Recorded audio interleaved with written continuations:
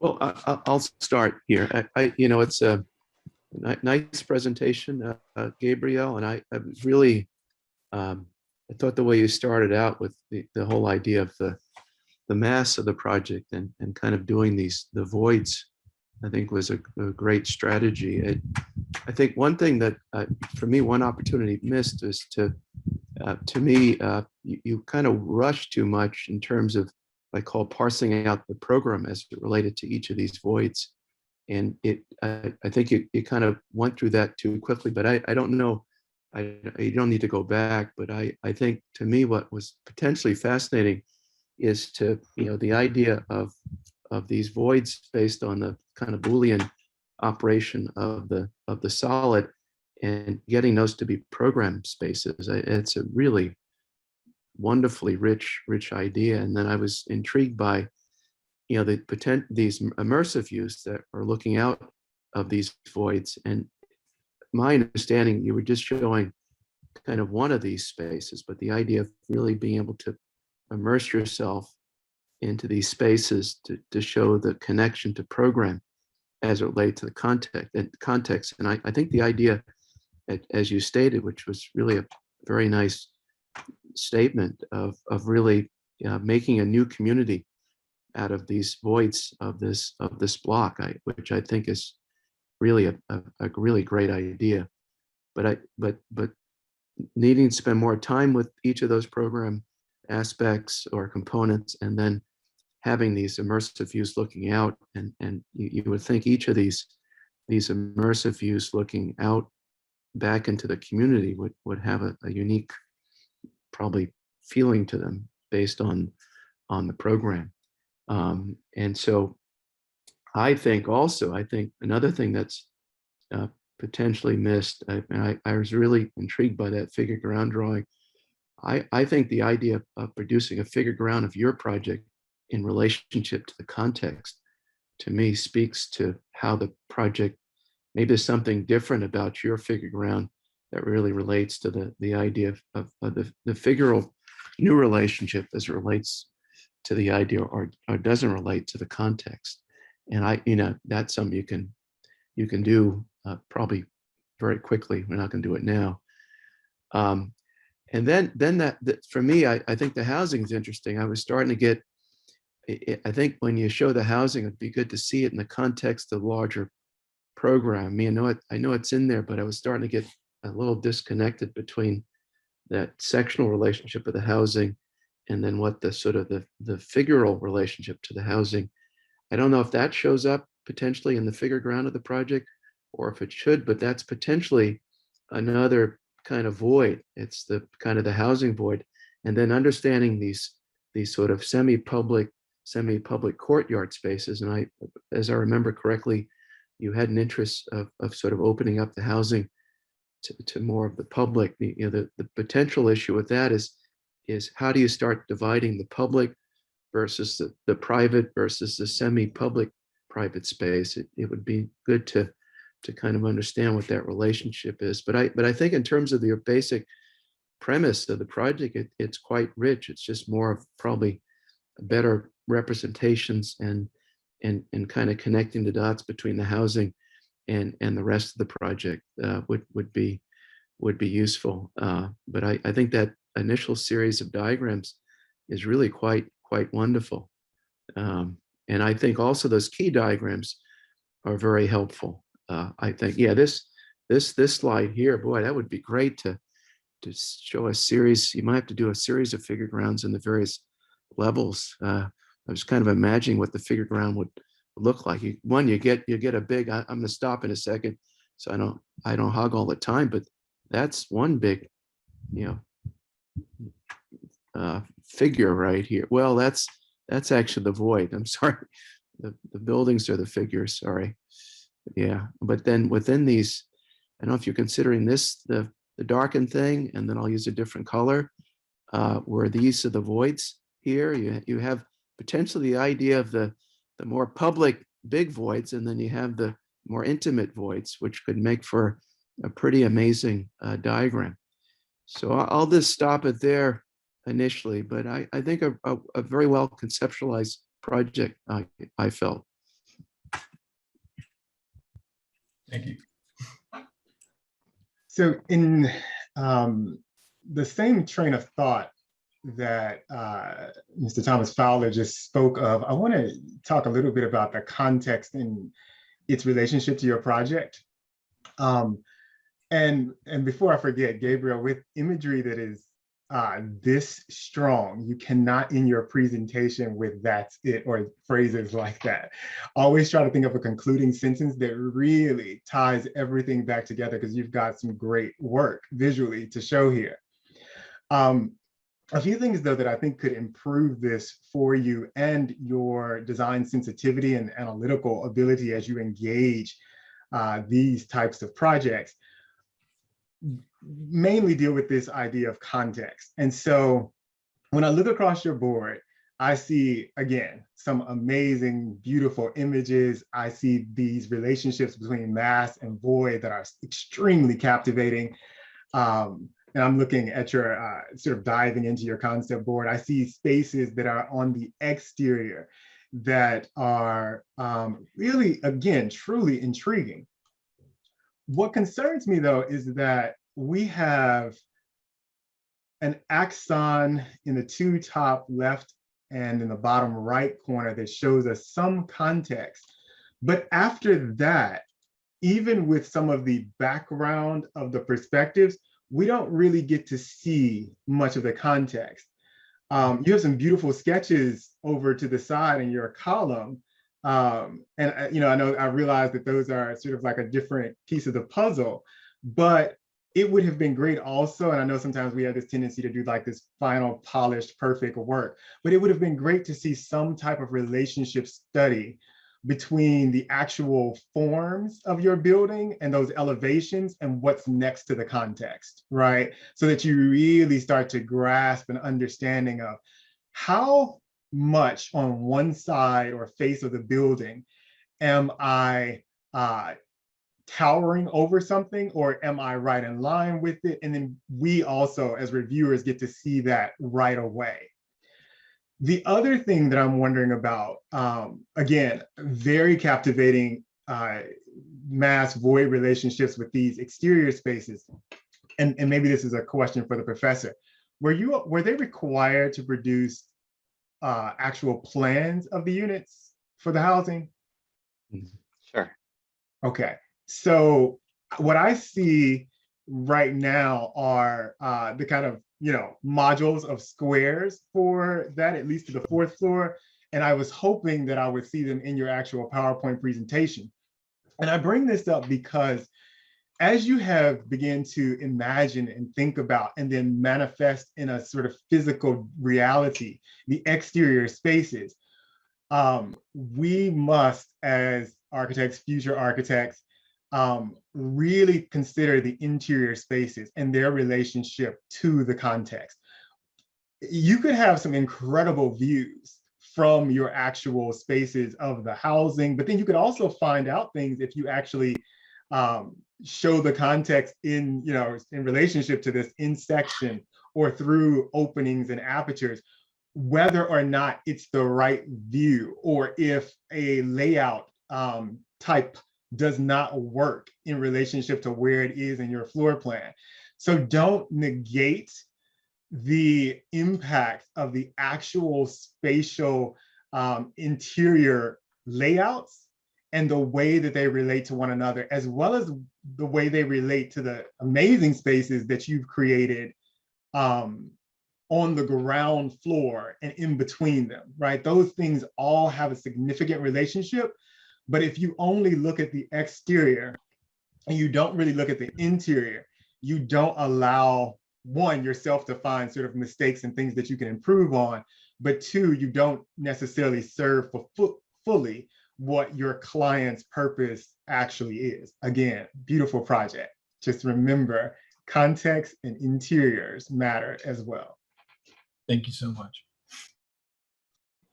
Gabriel, I'm wondering if you could show the concept board, just show the whole thing on the screen. It'd be just easier to, there you go.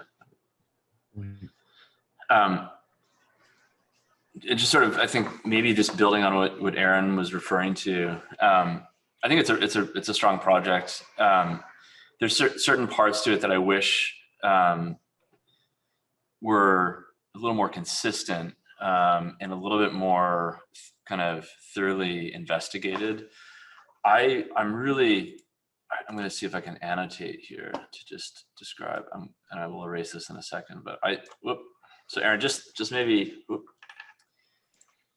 if you could just show the entire board and just leave it tight. I'm kind of old school. I really miss like all the drawings pinned up on the wall, and you can kind of stand up and like point to a drawing. You know what I mean? I don't know if that's old school, but it's just what I like to do. So yeah, leave it right there. I'm going to point out a drawing that I really like. I really love this guy right here. Can you guys see my annotation? And it seems to me that it's for me, it's the most consistent view. It's like where subtraction happens, you know, in a really three-dimensional way. It happens on all surfaces, but it also opens up possibilities on the edges for things to bleed out. So, you know, I can both see into this cavity. I could potentially see out of that cavity. I could see light through it. I could see shadow. It seems like it's a highly kind of calibrated moment, and you're kind of seeing the idea in a way through and through. The contrast is really the views that are sort of driving me a little bit crazy are like this one and probably this one, where it seems to be less about light and maybe optics and maybe more, I don't know, there's some other ideas at play there. The experience of going up the stairs seem like any other stair I've seen on any building.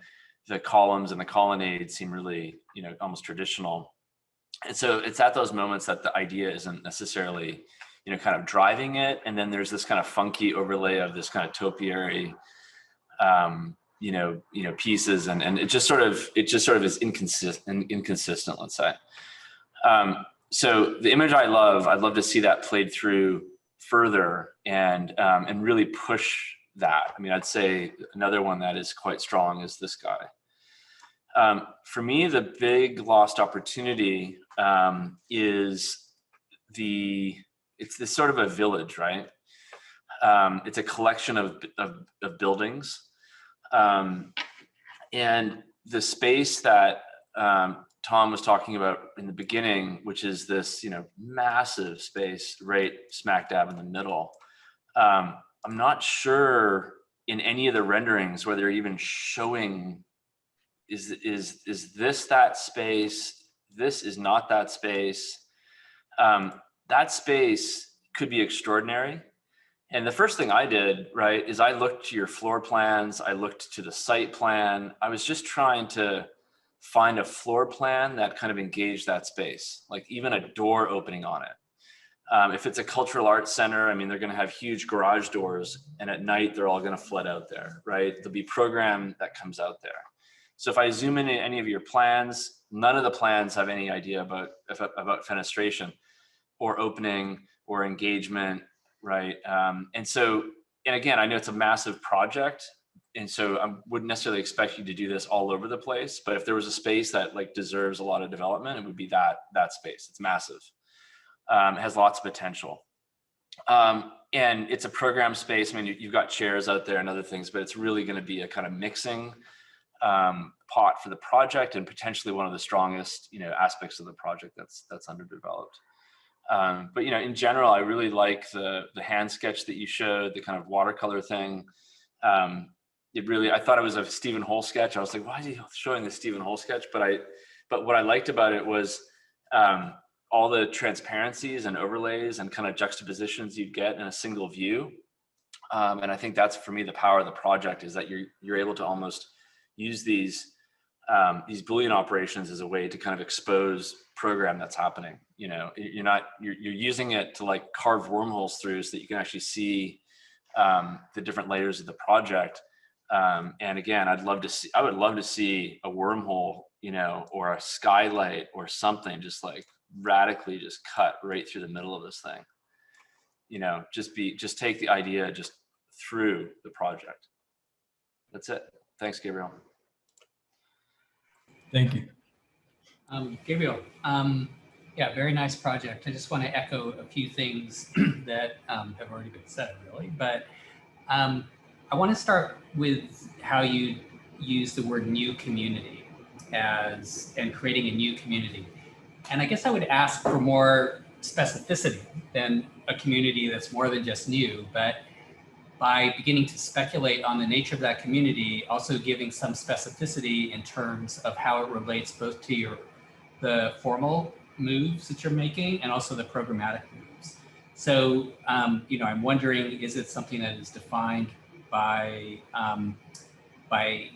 this procession and this kind of plaza space and creating basically, the space that Jason's referring to as this really empty right now space? Like, is it something that's animated even by like commercial? Is it something that's animated by housing? It seems like my fantasy of your project, I guess, or my reading of it, is that what you're doing is, which I think could be really amazing, is, you're dealing with this sort of kind of sprawl fabric with these large roads with a very kind of larger scaled program along the street perimeter.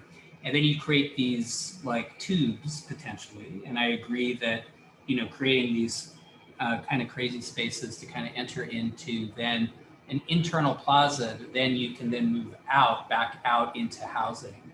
So that the housing is something that is removed from that lower area, but then that courtyard has actually a reason to be there because then it's a sort of communal space that this village that you're making then anchors, right?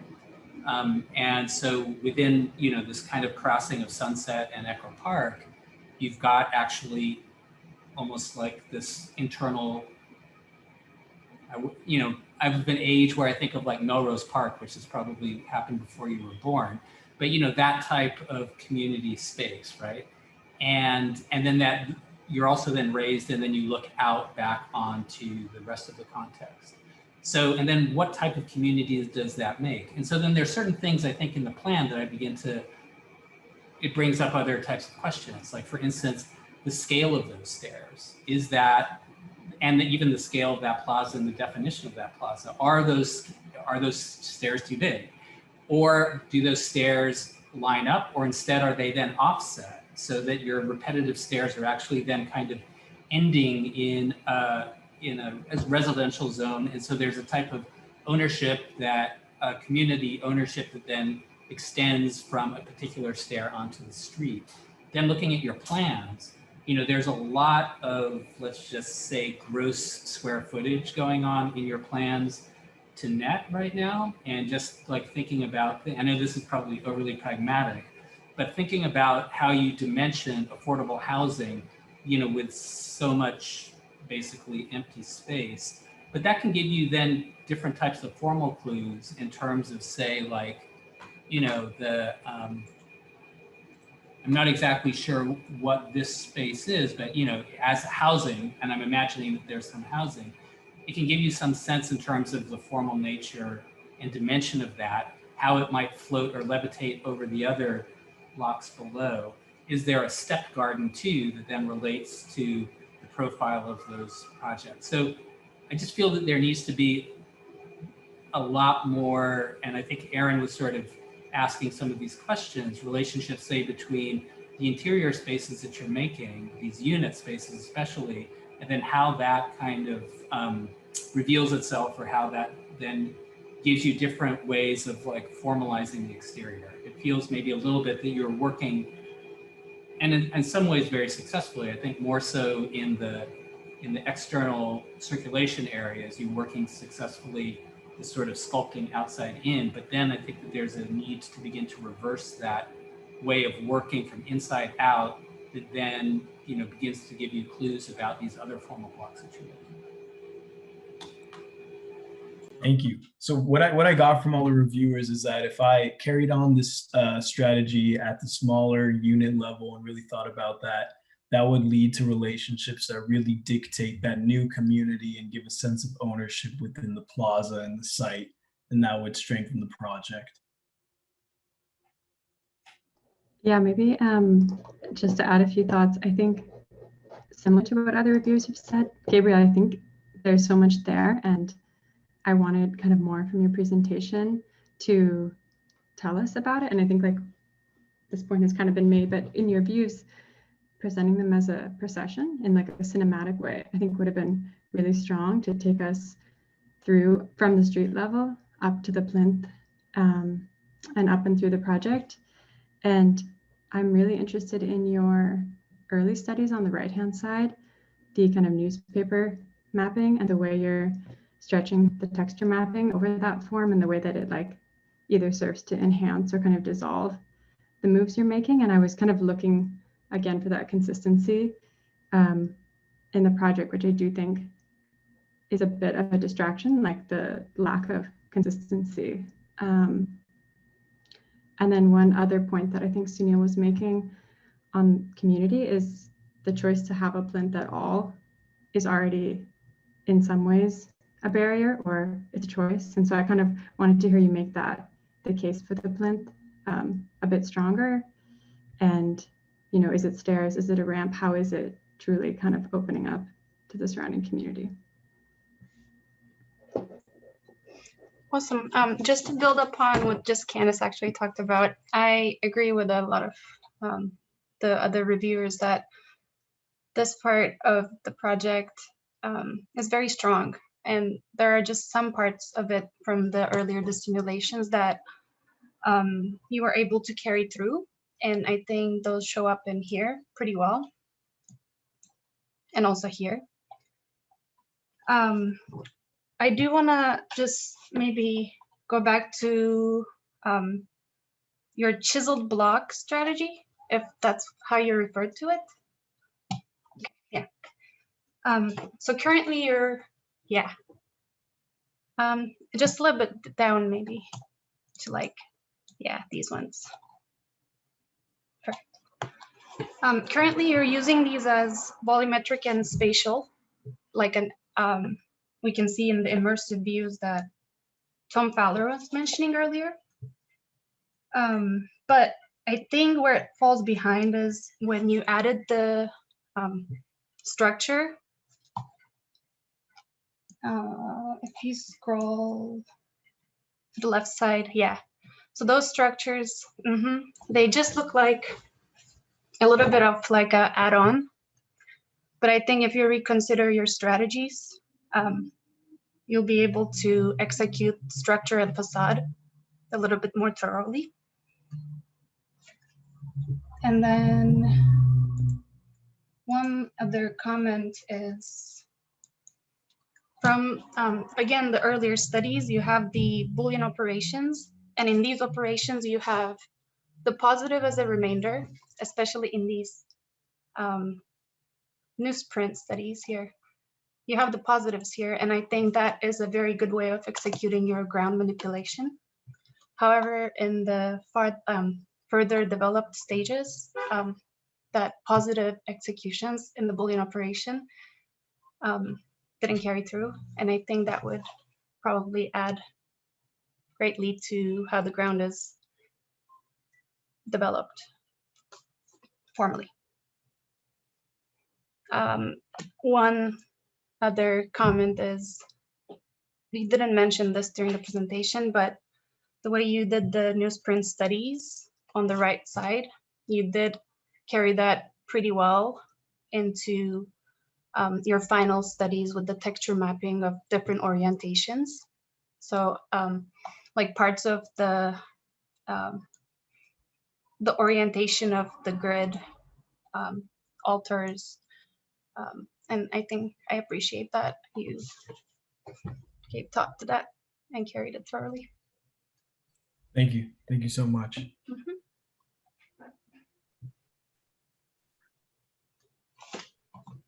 Well, thank you, everybody. Thank you, guys. Gabriel, I just want to point out a couple of things. One, I really appreciated how you always had a question at all of our events, and I'm very grateful for that. Also, that they were always articulate, and even the way you began this presentation, very articulate, very clear.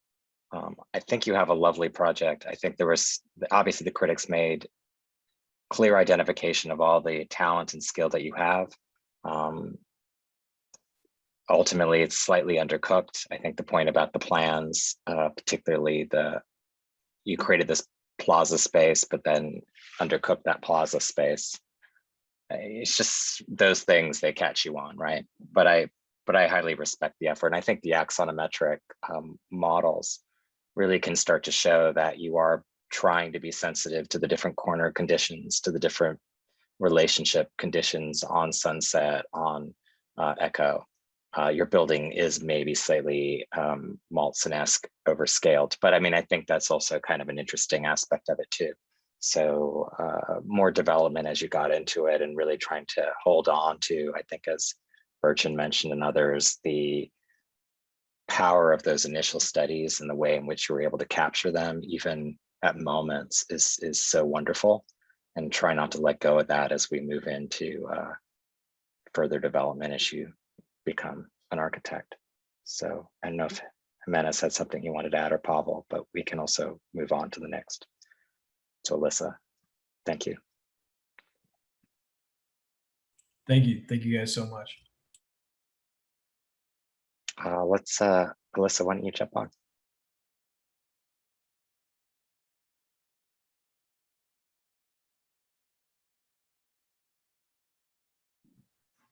Hi guys. All right, one second. All right. So hi, my name is Alyssa. Thank you guys for being here today. My project is called Sunstep Boulevard. There we go.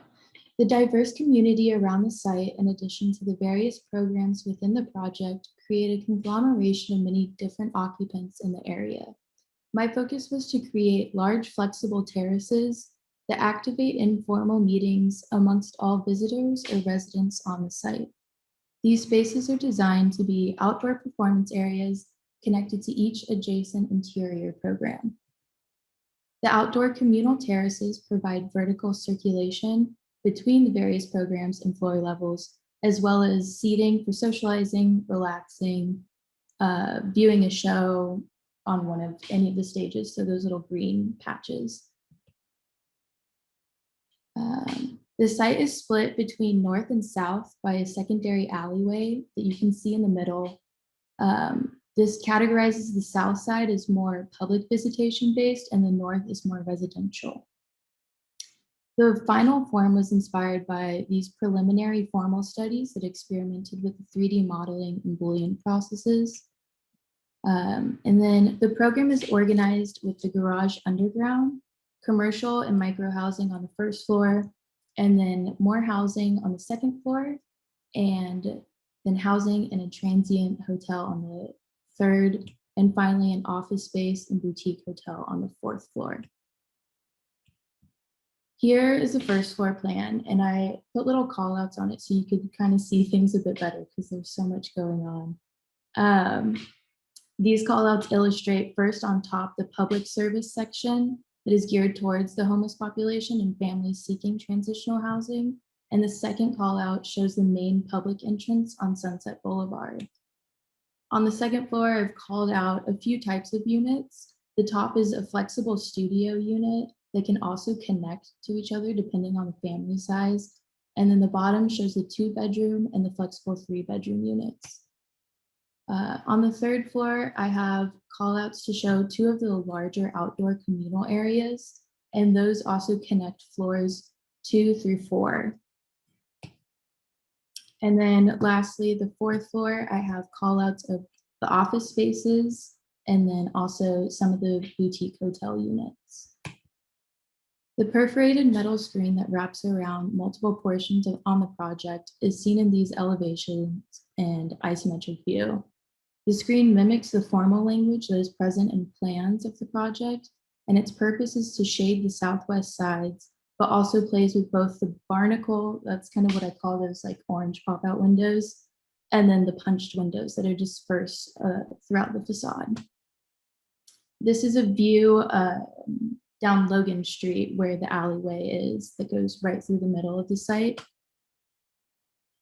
And then this section shows on the right side that alleyway as it cuts through, and then it also shows the steps connecting the floors and the terraces, and then some of the interior programs. So on the top, you have the boutique hotel, and then going down, you have the transient hotel, and then transitional housing, and then the public service offices and daycare. And then you have the underground garage below that. The project is constructed out of pink dyed reinforced concrete on a 30 by 30 column grid with the attached wraparound perforated screen. Sunstep Boulevard's goal is to create playful spaces where sub-communities such as transitional housing residents and boutique hotel tourists are brought together to see a live performance or make pottery the maker's space or shop from the farmer's market stands in the grocery store. Those who would have never crossed paths are given the opportunity to meet within this lively, multi-layered community. Thank you. And I can also share the concept board if you guys want to do something like that again. Yeah, okay. I'm gonna have to stop sharing really quick though to do that. So 1 second.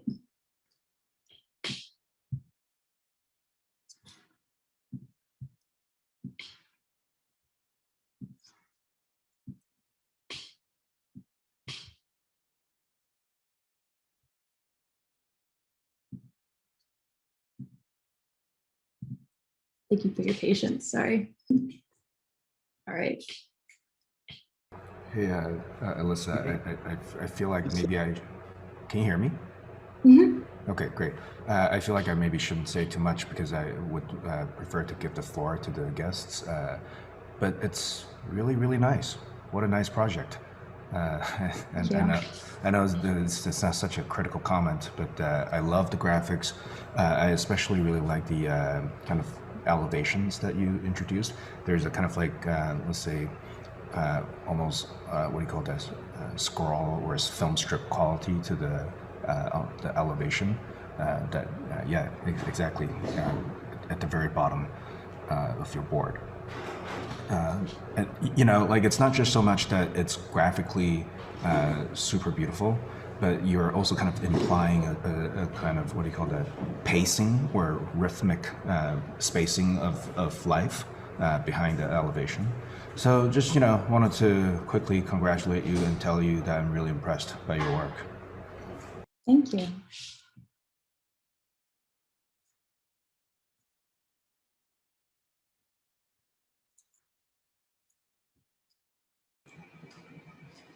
Yeah, I would agree with Jimenez. It's a beautiful project, and just the and really worked out. To the level of details in the plans and how you're beginning to think about some of the details on the interior walls. You're really kind of carrying it all the way through. I guess the questions that I have are perhaps maybe more related to the representation of how to unpack it, and just say some of the decisions that you make in terms of, what I think is really amazing about it, but then also is this kind of just seamless integration of all these programs relative to each other, where you kind of have these going back to Gabriel's project, and there was kind of a pretty clear idea about how an architectural strategy to make, say, community, at least around housing, around this central plaza, where you've really dispersed your bits all around the place, right? I saw like a little polywog of micro housing in one area, then sort of housing that gets kind of stacked in these other areas. And so in that dispersion, I think it'd be a very rich place to live potentially, but it might also be, maybe I'm looking for, say, some of the resistances of that, say, this kind of programmatic integration brings. So an example of that might be like, how do you integrate all these different types of housing in a way that at the same time provide kind of clear relationships of that housing down to the street? Or if you have different, say, a luxury hotel that's on top of transitional housing, how do those two communities begin to meet or are separated by ideas of kind of lobbies? So rather than the kind of dispersed layer cake way of treating dispersed program, where are these kind of sectional logics that also might begin to connect it down to the ground level? So that might be just something you just have to show. It might already be in there, and it's hard to tell in such short notice. And then I guess, if you have, say, these dispersed pieces of housing that then, like, where they open up into kind of more public plazas, what is the nature of that type of experience? So I think that, I guess maybe what I'm asking for is also, you've provided a, one thing that I think is missing representationally are views that really take you into the project, even kind of vignettes that might begin to describe the project a little bit more as a different type of housing experience, like what is it to be, and again, a lot of that has to do with the adjacencies that you're making, and how can you convince us that those adjacencies are productive adjacencies and not just annoyances or nuisances that, you've got this like pink amphitheater that's like looking, you look out of your bathroom and you see like a pink amphitheater, for example. So, so those I think are things that you can have fun with, but I think it means then really kind of getting into the space at the same level of detail that you've gotten into the plan making, just how people are experiencing and living in these spaces day to day and what they're experiencing. But it's really a great project.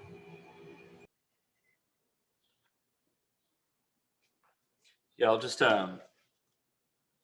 jump in and yeah, I'll compliment you for sure. I think the representation is really stunning. It's so provocative, and I think there's real sort of substance to some of the moves. I mean, we can be wooed by the graphics for sure. And I was looking really carefully at the relationship of the building just to something like the ground plane, like in the sidewalk that is sort of moving its way around the project. It's weird. The representation lifts it all up about 8 feet or something off the ground, but I don't think you mean to do that, right? In those perspectives down here. Yeah, it's about 4 feet in that spot because the ground itself is uneven. So I see. Different on each corner. I think, yeah. So, I mean, that's just one thing I noticed that I felt was a little bit strange. I think it would be easy to actually calibrate the edges so that you're essentially making, an incredibly rich sort of pedestrian experience around the building. And I think Jimenez commented on the bottom 4, elevations, which I think are really powerful. They're all very playful, and it would be sort of a joy to sort of navigate around the project. I'm purely thinking of someone who's in the neighborhood and doesn't feel enfranchised to actually walk through the thing. You're just walking around it, and you're trying to navigate the city. And then one thing that I think could be quite interesting would be, I agree with Sunil's comment that sort of what's missing, or maybe some more informal vignettes that are about traversing the project, because I'm actually looking, and I think it's there. It's just hard to understand it. So for instance, I really like that right where my mouse is, you've kind of cut away the corner of the building, and it does appear in these 2 places that, there's public space. Like you could actually move your way through the project. And if I wanted to cut diagonally across this block, your building is actually open and porous and kind of let me do that. So in contrast to the previous project, which would kind of force me to go up several flights of stairs to the sort of plinth, I think in your project, there are ways to kind of cut through this and kind of connect the sides of these really large blocks. So in that sense, it's actually pretty exciting that you could kind of use this as a way to kind of navigate. The other thing that I wish I knew more of, I mean, I see these stairs, right? and you have a lot of these stairs, and you have a lot of small stairs and elevators internal to the project. The stairs are going to kind of make or like your ability to move up into and access some of these spaces will kind of make or break the project. Like, you know, this space, as an example, you're showing these really beautiful spaces. Are these private spaces just for those residents? Are some of these public spaces? Do the stairs kind of spill down to the street? You know, and it's just sort of, you know, it looks really great, but at a certain point, I'm wondering, like, what part of this is accessible and not accessible? I'm just purely critiquing this as a kind of piece of public, you know, architecture. That part isn't precisely clear. I wish I just knew more about it. And I almost was wondering whether pink, I wish the colors meant more somehow, like I could navigate through them based on color or based on materiality. I mean,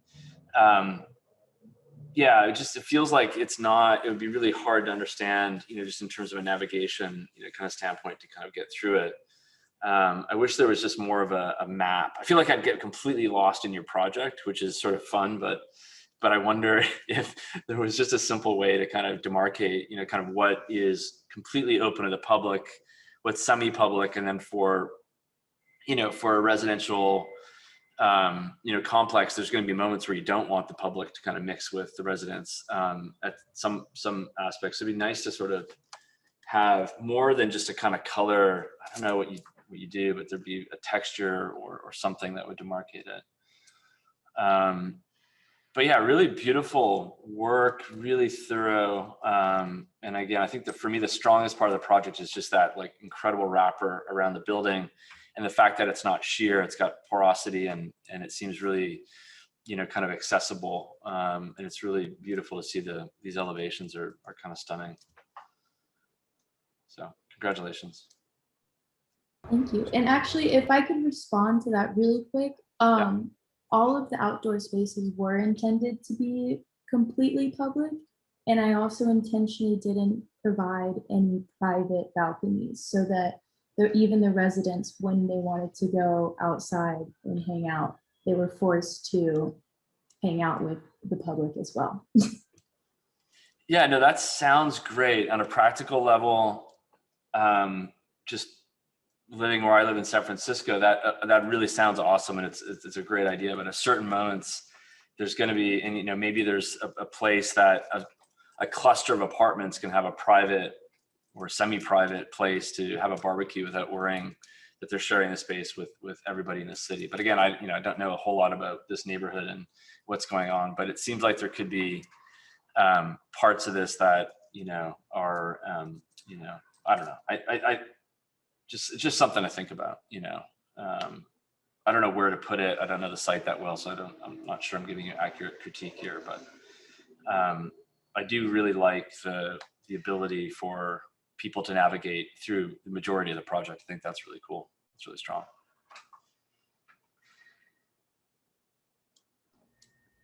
Also, starting with the color, I think to kind of Jason's comment, there's looking at the program diagram, I almost want that to correspond to the colors, which I understand it doesn't, and that's okay. It's the same, you know, it's the same color palette. But I do think, you know, you've made a decision not to use color necessarily to orient program. I think that understanding is correct, but, you know, it would be an option. Like, I think the color is more formal reinforcing than program reinforcing. And I think that choice could have gone a different direction. But I'm really enjoying the way you've deployed color, and looking at your earlier project on the right side, I think that's your low rise competition. And I can see the way that you've scaled up this strategy of like ballooning and coloring surfaces. And I think you've scaled it up really effectively and added layers and complexity to it in a way that we get to enjoy in the final project. And I think that mesh wrapper is like a great example of how you've added complexity, where that wrapper kind of conceals and then reveals color and apertures and adds this playful element.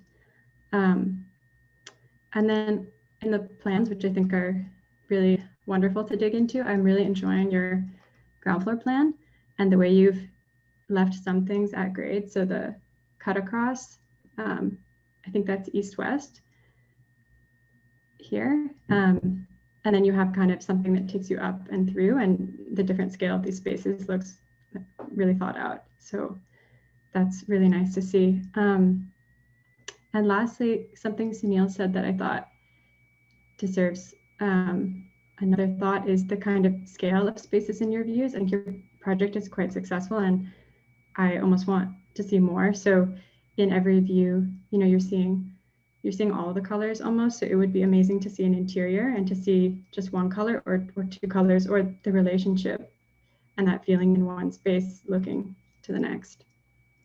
But overall, I think it's really successful. Congratulations.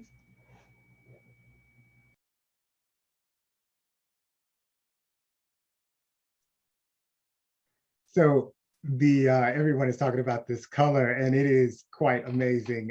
You have really captivated us clearly by the use of this. And when you look around the neighborhood, I was just kind of flipping around in Google Maps and seeing some of the adjacent properties and the murals. And so, you know, I can contextually understand sort of like the play off of some of that. But I was also thinking about the fact that you kind of have this juxtaposition going on a lot throughout your project. On one hand, you have a very playful scheme with the use of colors. It actually reminds me of the painter architect, Louis Barron. He's got, and I'll just throw this in the link for everybody. So it's just a series of his images. But you've got this playfulness, but then we look at your floor plan and you have figured this thing out, right? This is not, so there's playfulness, but as a future architect, we should take you seriously because you clearly have an understanding of what needs to happen as it relates to the individual housing units and compartments and their relationship to the adjacent spaces. I started digging into the particulars, like, okay, let's see how far her exit stairs are and where they're located, and does that actually work? And for the most part, it's actually seemingly working, which is wonderful, right? It's not just for you. It doesn't seem like this was just about creating forms, but you actually have plans. And don't get me wrong, they have their little, there's some kind of quirkiness that could still be worked out, some corners that are not really, you know, that usable and all of that.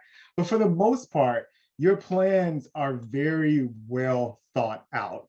And it's kind of a juxtaposition against the playfulness that's here that would make one maybe think as a student, like, is this a really a serious, you know, as someone, as a faculty or someone looking at it, is this really a serious project? You clearly have mastered that. Your section in the bottom right-hand corner has taken us also to a level of exploration of how could I actually put this thing together. So I have another high appreciation for that. I would love to see you really have dove into that envelope more, but with the complexity that you approached with the floor plans, you know, there's only so much you can do. I get it. I do like this thought process that you have about the materiality and the play. Again, there's a juxtaposition there with some of the forms and shapes. I always tend to want forms and shapes to have more meaning. I am looking at one particular piece of this, and that is on the bottom left-hand corner above your elevations. That one, exactly. Even with the quirkiness and the playfulness, and I don't know that all the forms have shape, this is an image that I have great appreciation for because of the way in which even the use of the panel is wrapping around the building. It's not just on one side, it's covering, it's wrapping above, it's allowing itself to be punctured. So overall, I think you are really working this thing through. The only other piece of the puzzle that, you know, and I said this last time, showing more of the context in the actual final presentation will help even more solidify the thought process about how this relates to your context. And as someone else already brought up, being able to see interior views of some of the spaces would have been a sort of nail in the coffin, let me drop the mic and I'm done, right? Really worked out, really well worked out project. You should be really proud. So I'll pick up after Aaron's comments. Again, really nice project. I love the pink dyed poured in place concrete. One of the comments that Aaron made, I think the thing that is really needed for this project in terms of its wonderful layout, and I'm kind of in love with these the elevational studies, and those are just absolutely amazing. I can look at those all day. The sections are wonderful, but I think what would be useful, I don't know if you can see I'm using yellow now. What's missing is to really understand how this project relates to the context. One of my favorite urban projects of all times is James Sterling's museum in Stuttgart, where it's so integrated into the fabric. It's very interesting. If you walk, you can actually, it feels like you're breaking into the museum because you get right to the glass lobby, and it feels like you shouldn't be there. But there's a path, there's a circulation path from the as part of the museum. There's an outside circulation path, and I didn't get a chance to go in. I assume there's an inside circulation path that's connected, but it's so well integrated into the fabric. You don't know if you're in the museum, you're in the city, you're actually in the museum, in the city, and you're actually, feels like you're breaking in when it's closed. So I think tying this fabric or the project to the much larger fabric and maybe making a case for the plans. And I think one of the things that's quite wonderful about the project is all of the open space. Let me see if I can, maybe there's two things are too even. Maybe there's a bit more hierarchy. Maybe this is more of the public kind of access point, and maybe some of these are a bit more private, and so you could establish more of a hierarchy. What's interesting is you go up in the various floors, it seems like there's definitely a lot more hierarchy, but that's not on the ground floor level. And I can't remember who said it, but I think the problem, that was Jason's comment, but I think the whole idea of getting rid of all these stairs as part of this this open space or these void cuts would be something that would be really important. The other thing I would say, I think, your project is quite wonderful in terms of the sections, the massing, and the elevational studies.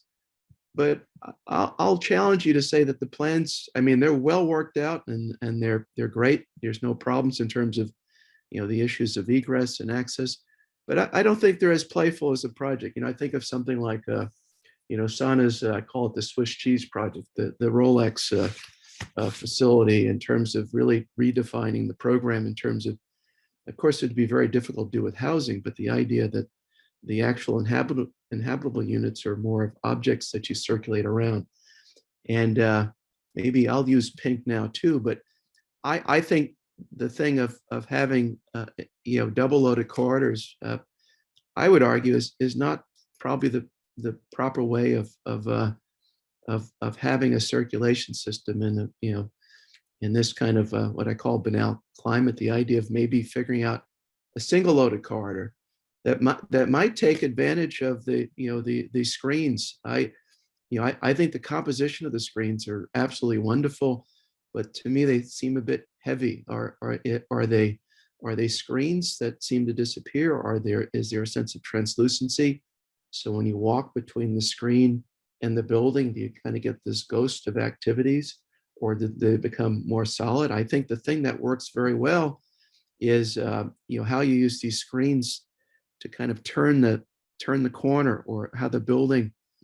I like to jump around a lot. The idea of how you acknowledge the turns, which are absolutely wonderful. And some of these, the relationships of I'll say the geometry to the building behind, it's actually, I don't so much mind it. It seems to be a bit odd in terms of a circle to the kind of the rectangle behind it that seems to be kind of oddly kind of juxtaposed, but I don't mind that. I think the idea of the screen is probably not acknowledged in the plan.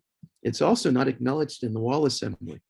You know, this is a version of one of Tom Main's, it's Cooper Union Federal Building, where the idea of inhabiting the screen, which you can't in those projects, or the idea that the screen can be something you circulate through, or it periodically becomes something that you kind of live in.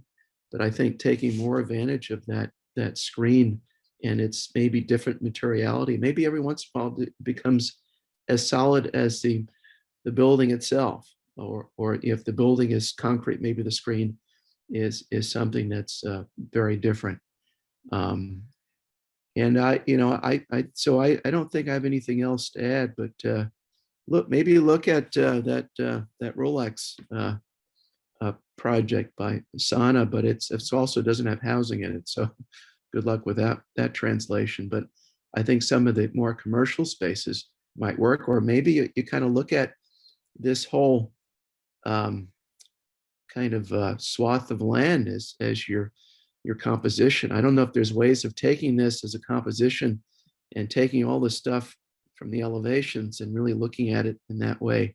You bring it up as a way of studying the compositional kind of elements of the plan to make it more whimsical, or to make it as whimsical as the rest of the project. And I know plans are probably the thing that's the hardest to get as animated as the rest of the project, but I think you're very close. It's just that additional step that you need to do. And one last thing, all this stuff is great. I'm a little puzzled about the boxiness of this thing here, and why that's showing it. Maybe it's something you have, but you don't show in that manner. I'll just leave it at that. But really wonderful project. But the last thing I'll say, you haven't really made an argument. I love the pink, but you haven't made an argument for why the pink. What's the pink doing? Is it a color from the murals? Is it something that you want to stand out, or is it something that you want people to get lost in because of its pinkness? What is it so special about the pink that identifies your project? Well, I was kind of inspired. I should have showed a picture. See, this would have been the exterior context would have helped. There's apartments that are like catty corner to it that are also pink, and they're really cool looking. So that was kind of probably subconsciously what drove the whole pink. Yeah, well, use it as your palette. Say, this is my palette. This is where it comes from. I'm going with that. It helps to tell the story. But good, really wonderful. Did all the critics get a chance to speak? I just want to say congratulations. Yeah, this is definitely a great, like a dream project, also very realistic. Like I live a couple miles from the site, and I feel like this would just be a perfect addition to the neighborhood. It also at the same time takes you to another reality, and it's very well executed, and congratulations. Yeah, for sure, Alyssa, congratulations. And I just want to begin and end by saying I've very much enjoyed having you in this class. You have such a wonderful, high-spirited, friendly disposition that always kept everything in a good way. And I really do thank you for that. And you take criticism so beautifully. And you have a project. I don't think the low rise helped you much in terms of maybe you just colored it purple and pink and it was sort of inspirational on that level. And that was interesting that was a kind of a lark within the system, right, this year. But then you really came to life in the second project and moved it through in such a beautiful way. And,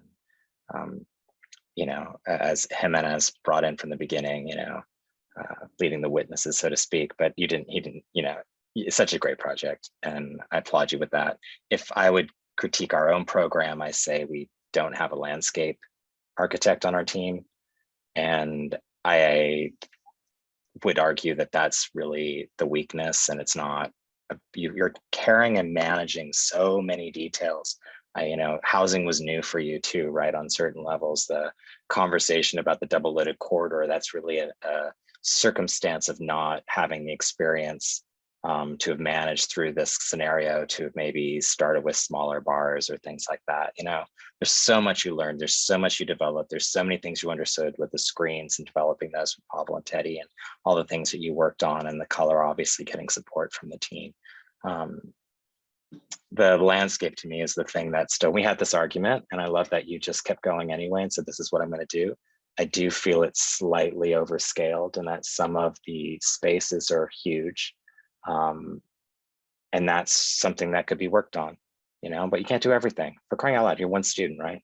I think that's sometimes what we forget with the studio, is that it's one student managing an enormous amount in 20 weeks. So congratulations, great project. Thank you.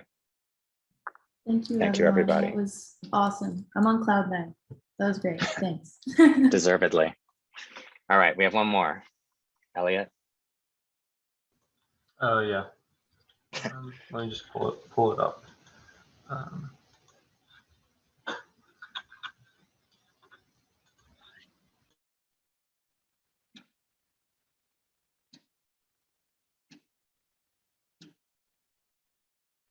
Sorry about that.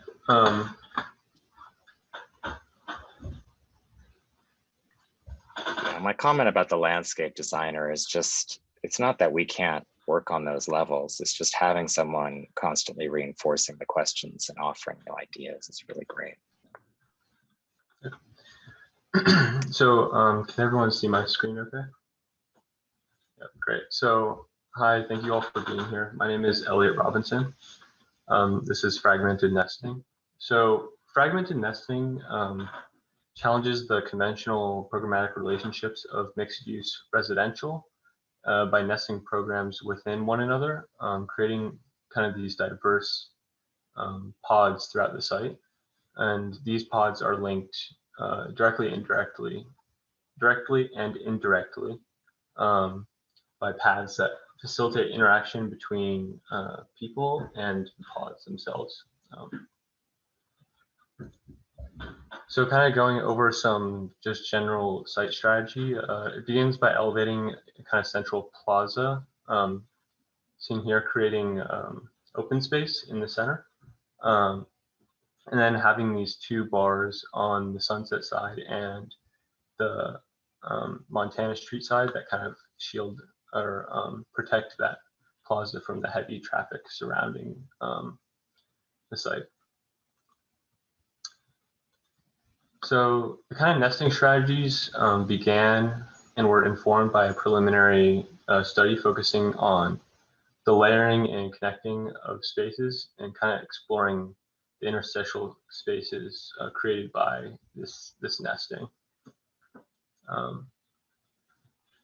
So then these nesting ideas were kind of transitioned into fragmented nesting by beginning with central nodes that radiate out,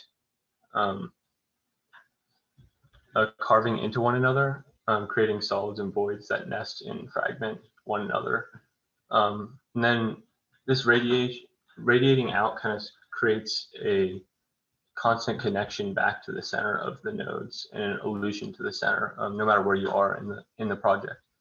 And then finally, a kind of surface scalloping is used to create an articulation on the original geometries.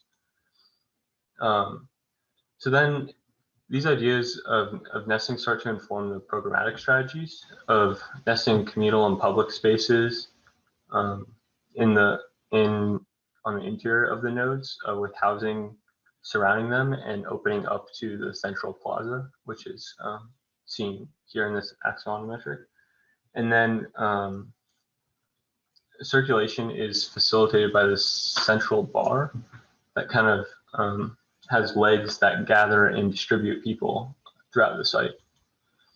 So kind of moving into the floor plans, the ground floor plan under the plaza has a retail on Sunset and other amenities kind of surrounding the exterior of the block, such as like a health clinic and a transient hotel. And then access up into the plaza surrounding. And then moving up, the elevated plaza expands across the length of the site, sweeping down to the ground level to provide access to it. And this plaza provides large public gathering spaces for residents and the public.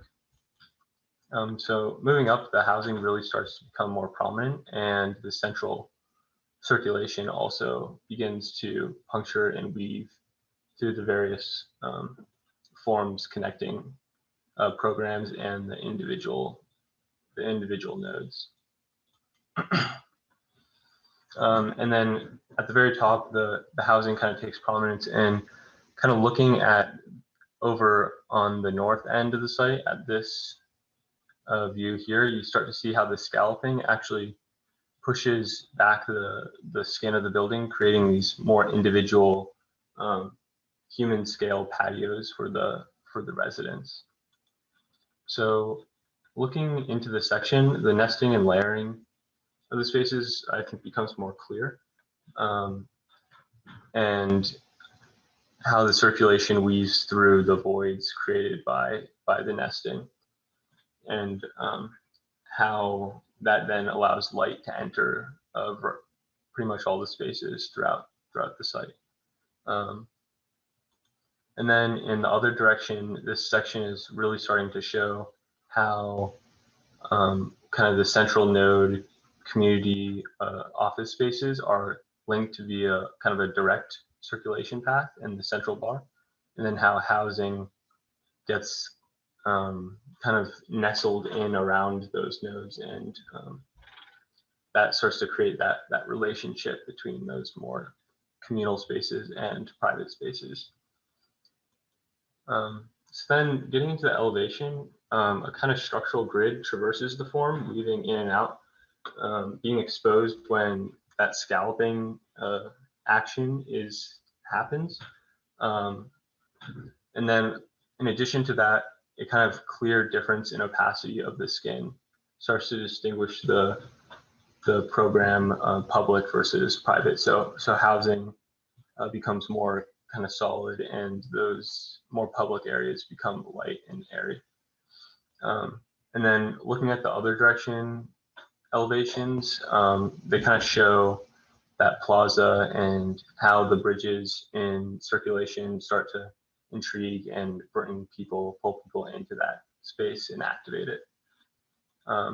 Really getting into the details, this wall section starts to think about the structural systems used, such as steel, a concrete podium, and light framing, but also starts to show that kind of crevice condition, and how there are kind of visual relationships and spatial relationships. Here are just some final kind of model photos that start to show the roof plane and kind of zoom out. And this is the sunset elevation. And then I'll kind of leave you all at the back end of the site, Echo and Montana, where you really get a good breadth of the different conditions in the project. So that's all I have for you. Maybe I go to concept board.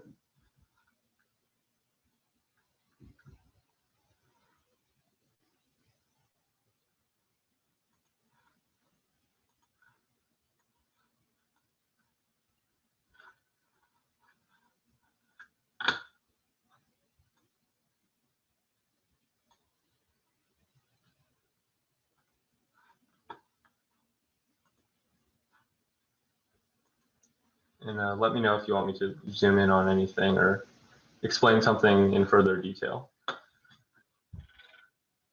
I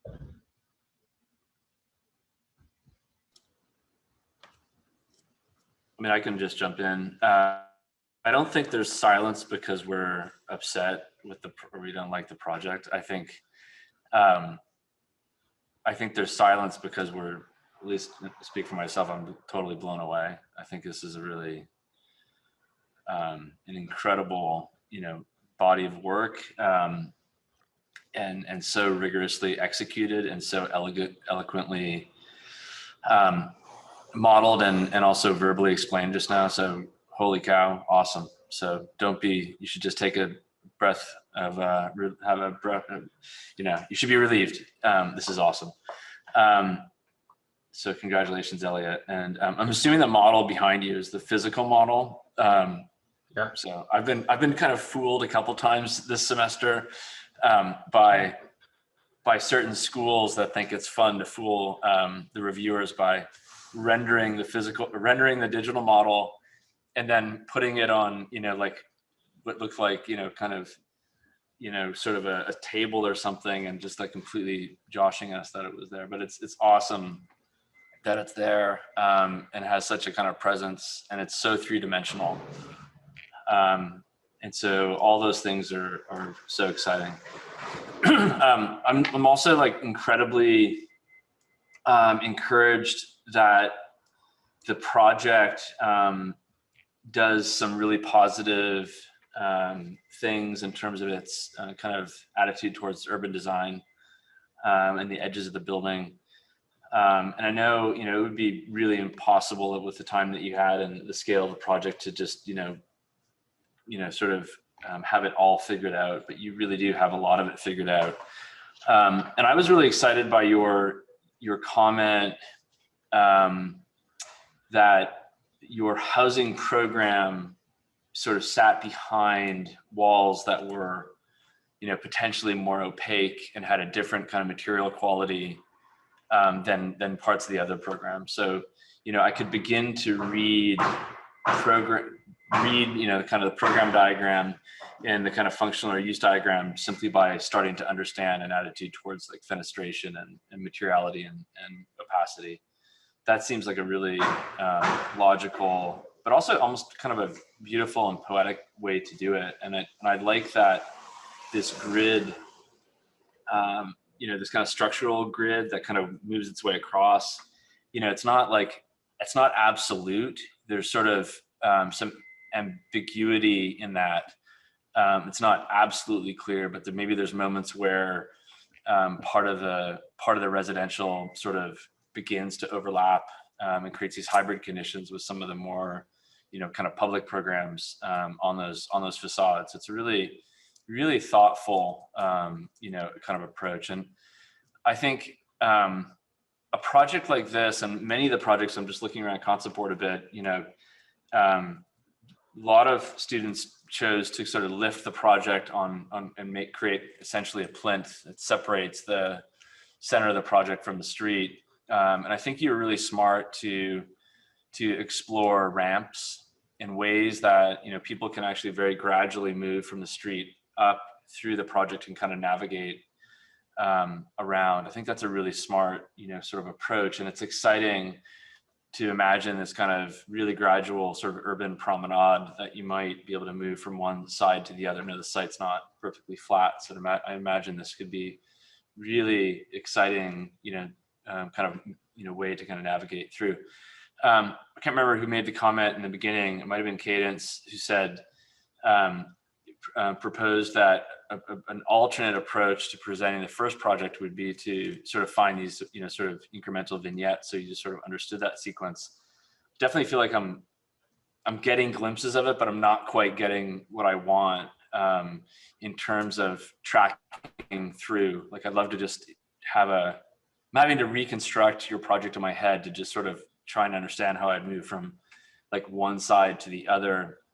So that might be something you would consider in the future to just, in your presentation, to just have like a very clear, like, okay, I'm here and I'm moving through the project, just so there's at least an understanding of a kind of, the kind of a spatial sequence, through the project. And I suspect just looking at everything you've got, that's something that you could produce really rapidly and would help others, kind of understand the project.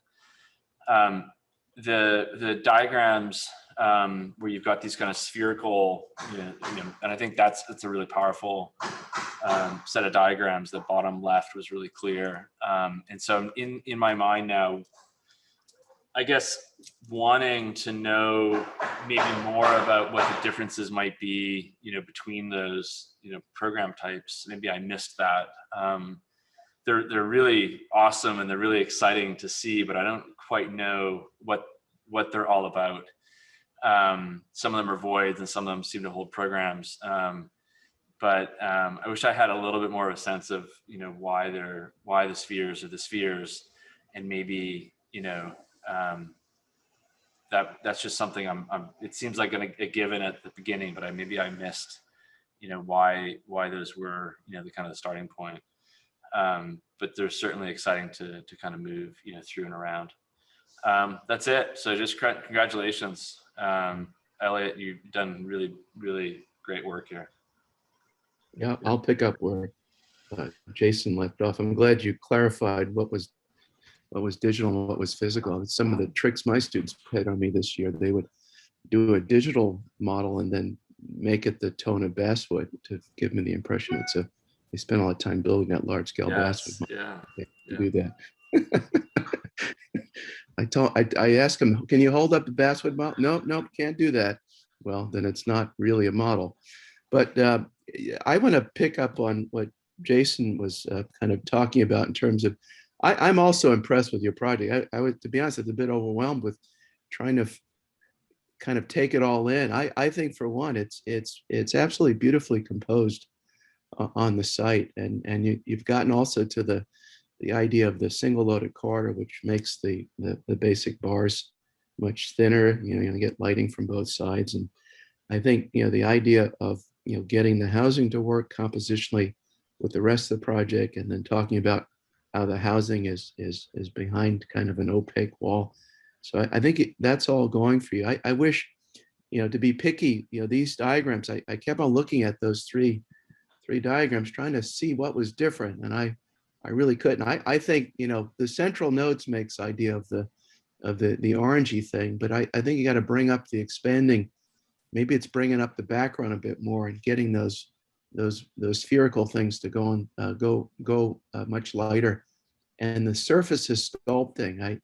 I think that it's not, you don't really get it right away. And this is a very small thing, but I think it'd be great if you get those diagrams to resonate more with what you've come up with. I think the other thing that, again, these are small things. The other thing that is a little confusing to me is, these are beautiful drawings and they're actually very nice, but I'm a little confused about the mixing of the figure ground in here, which implies that they're solid. And then in the section, so I think it's a very interesting drawing technique, but maybe there's the idea of doing that more on a smaller scale. And maybe what you need to, as a way of sort of I don't know if it's deciphering or allowing people to kind of navigate the project, you might need a separate series of diagrams that show only the open space or the navigational space. I don't like to bring up his name because he's been banished from the profession now, but Richard Meyer really had a knack for doing these diagrams that spoke about navigation, spoke about composition, spoke about structure. And to me, that's something you probably need. And I'm not so sure of mixing the figure ground stuff in with the plans. It just implies that the black stuff is completely solid, and when it's aligned, it's open. I don't think that's the intent. I know this wall assembly drawing is really quite magical. I find, to resolve the issue of the circle, to sitting on the square, getting this thing to poke in, and then getting a little circulation thing in there. Wow. And then understanding that's a different frame. That's pretty wonderful. I almost want to see the digital model of that too, so I can understand some of the sort of the geometry to it beyond the two-dimensional section. And the other thing, I don't know if it's really that successful. And again, I got to find something to be picky about. And I'm really trying here. This is hard. I don't know if this is doing much justice to your project. These kind of looks like falling down or melting cheese models or something. I would be a bit more, I curate those views a bit more. So you kind of, the model's great, but the way you're showing it is not showing the project in the best way. These things are, this 3D model isometric is one, and these are incredible, absolutely amazing. And when you got this level, and then you get to the funny kind of melting kind of plastic polymer project models, then it sort of takes away. And I actually love this animation initially. To me, it kind of brings some kind of foundational compositional understanding to how this thing is laid out. And it's, to me, it's very difficult. I don't want to say it's impossible, but it's very difficult from my perspective to get the compositional animation in the plan, and you nailed it somehow. I typically don't like to look at plans because they're so hard on the eyes, but I can spend probably the rest of the time looking at the plans to find new things, and also the way you've mapped the structural system, the pattern of that. I mean, it's a beautiful composition. Yeah, and the sections are great too. I would say that the plans are even, which is very unusual for me to say, the plans are even better than the sections, which is a hard thing to do. And so really, really wonderful. Just make those slight adjustments and we'll be even more magical than it already is. Yep, definitely.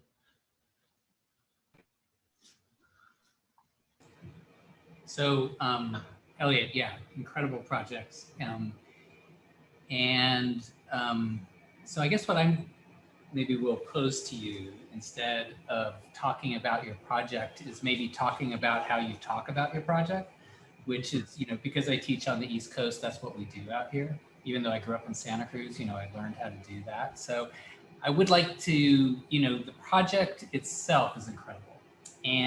But when I look at, say, even, for instance, the diagrams that Tom pointed out, I asked myself, okay, well, what's Elliot showing in these diagrams? And, you're basically showing the geometry that you use to both make the project, as well as then, but what that says to us in terms of a vision of this place that you're making, it doesn't really say very much. Then as you then talk about, say, the spaces that you're making, you're also talking about them in kind of generic terms that I don't think does justice to, say, some of the adjacencies that you're making, and consequently a way that you're envisioning a new way of integrating these different programs that consequently begins to posit a different way of thinking about inhabiting Los Angeles. So even just this idea, we just kind of start with these spherical nodes that are the core of your nesting as these, you're basically creating this sort of commercial office space as these orbs that then, the housing begins to move around. I guess what I want to know is what's the, say, relationship of, say, the housing to those nodes that then constructs a different vision of daily life in Los Angeles? What's the relationship between living and working in this space? You've obviously kind of thrown away some of maybe the concerns about affordability in terms of construction or something like this, right? So there's something else that you're after. And I think consequently, then you have to speak about the project in that way. And, also just beginning to understand what this urban plane is relative to these spaces. So I guess I would really push you to, as you talk about the project, to move out of the formal, which is so clear in its virtuosity that you don't have to talk about it, right? Instead, what's the resultant, and what is the result, going back to, say, beginning with even the daily life, the quotidian experience of this place. How then are you constructing a different type of vision in terms of, say, living and working on this site? That might be, I don't know, much more just, I guess I would ask you to envision the inhabitation of your project and therefore make it more of a visionary scenario that then befits the visionary nature of the architecture that you're proposing. Yeah, I was going to say that I think that's really great, what Sunil eloquently articulated. And I think, one approach to that, Elliot, could be, the walk that I was suggesting that you sort of take through the project, and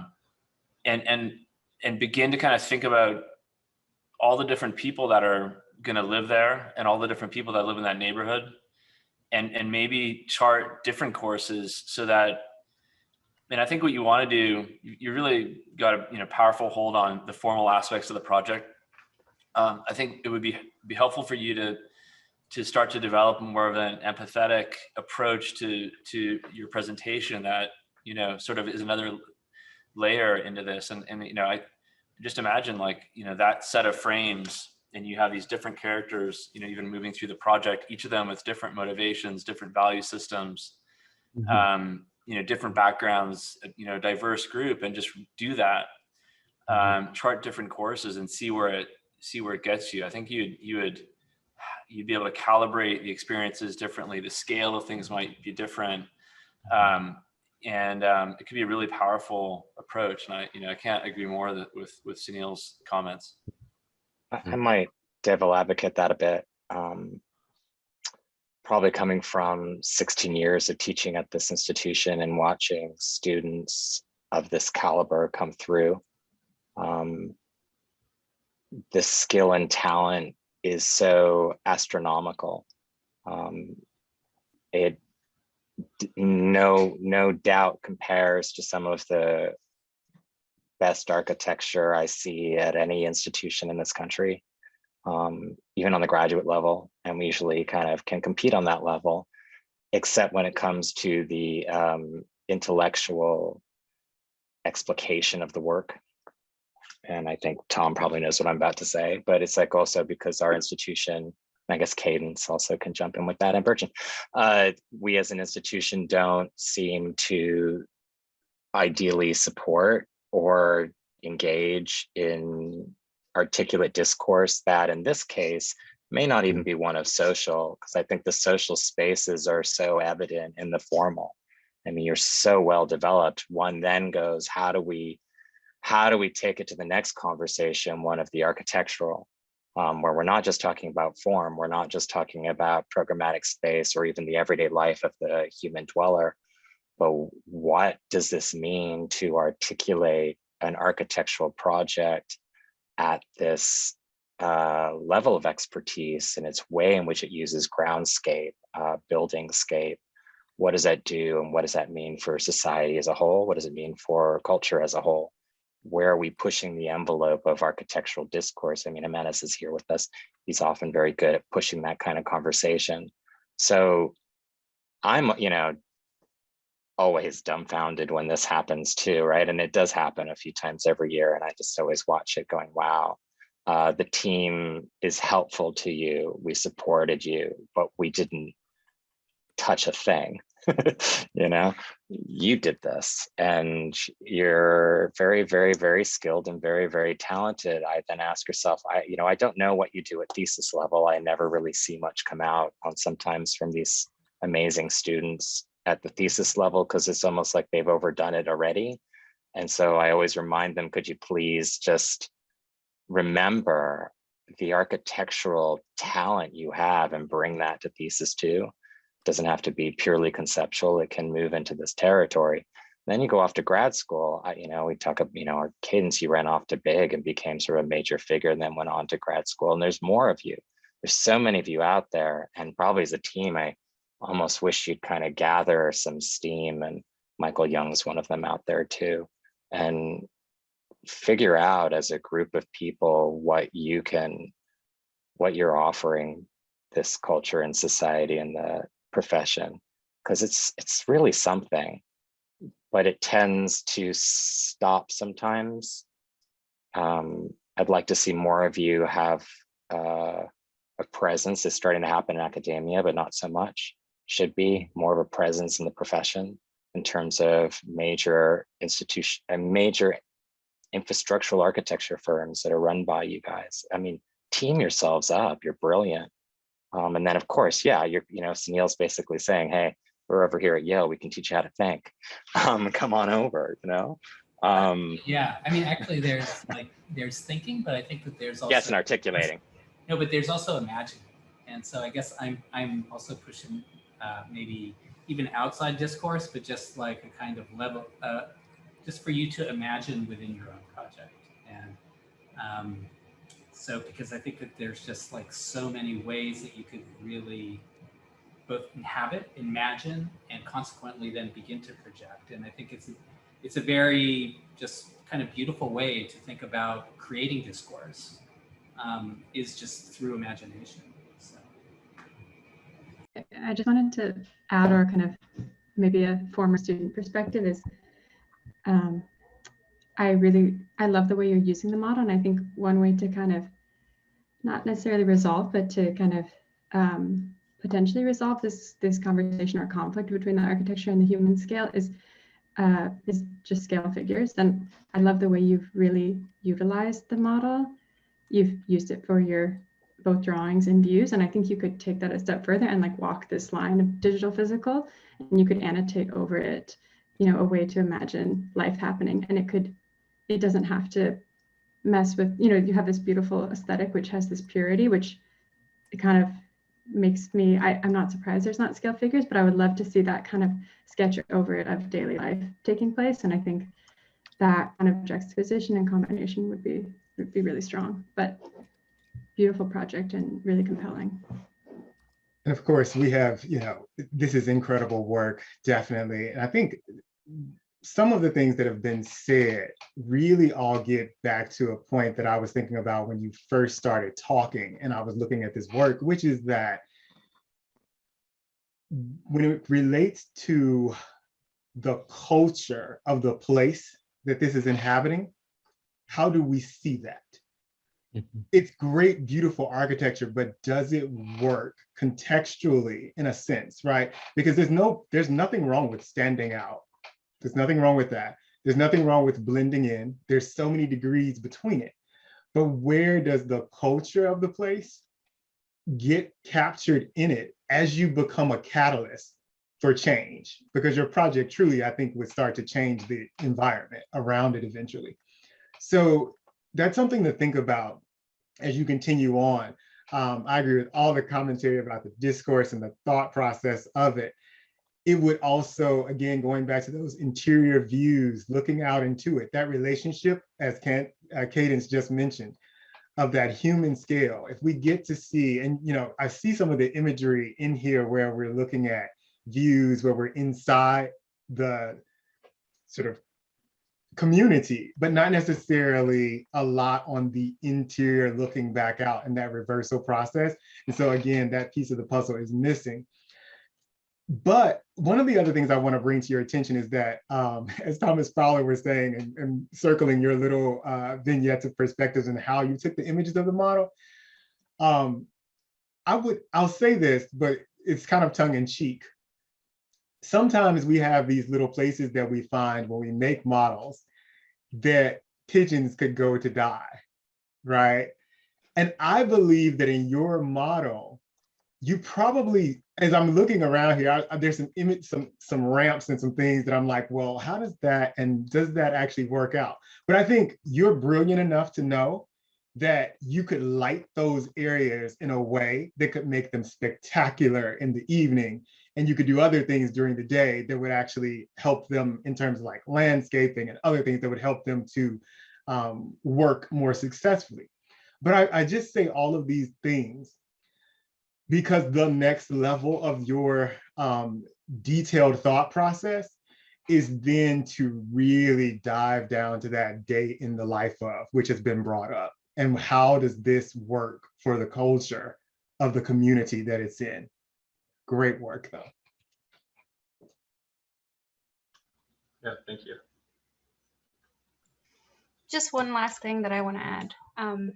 So I think going into thesis, I would highly recommend keeping your strong arm and carrying this, like here you established a logic and you carried it through all the way from your very first studies till the end. So just don't lose that going into thesis. It's funny, Burson, I was going to say the same thing. I mean, picking up on Burson's comment and then Stephen's comment, I think, you know, the whole thing of figuring a way of maybe parsing the project out and getting to some of the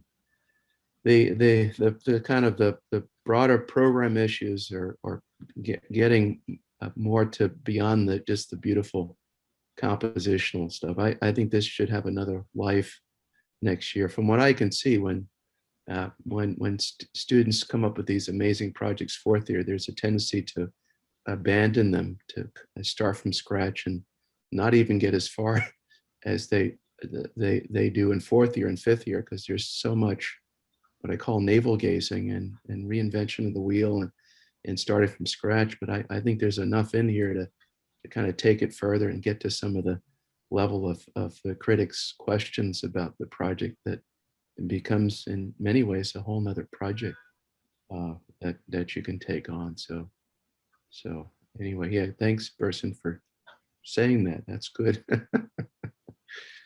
Yeah.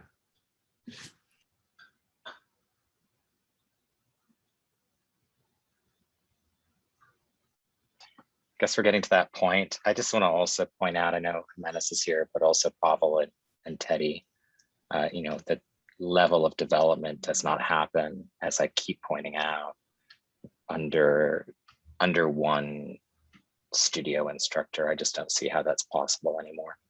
The level of complexity, but also everyone brings expertise.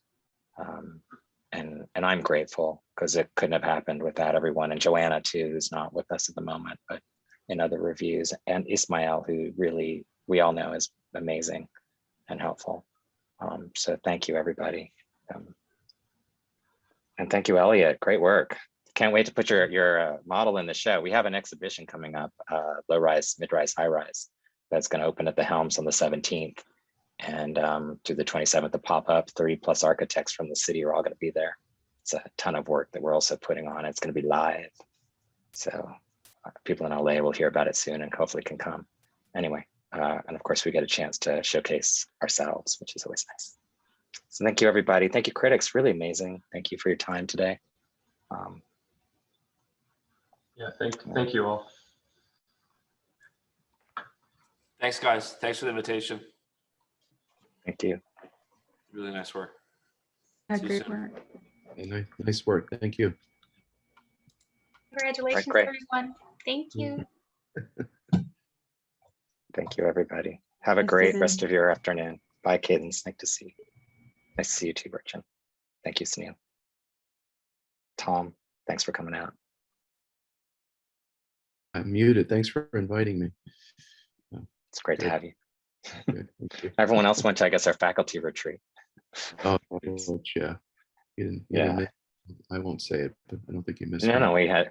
we got messed up by UCLA's schedule this year. So Yeah. they moved their whole scheduling early. So we had to move ourselves later. So Yeah. just had a big impact. Yeah. Anyway, all great. The retreat wasn't announced for enough anyway. So okay. Yeah, internal politics. Thank you, Aaron. Great to Thank see you. Good to see you guys too. Again, great group of work. It's really interesting to see even with these 3 projects, the level of engagement. I do want to encourage all of the students to think about these ranges of scale, right? There's the larger context that you're always operating in, but then there's that I'm walking down the corridor of whatever space I'm in, and I'm going to a room in the program. And how does that capture that? How does that experience in the interior capture and epitomize your concept as much as the form? How can you think about how you can allow the interior intentions of spatial experience to influence the exterior of the actual form as much as you let the exterior form influence the interior? Great work, guys. Really great work. Thank you. Have a great. We're going to go. Bye. Bye.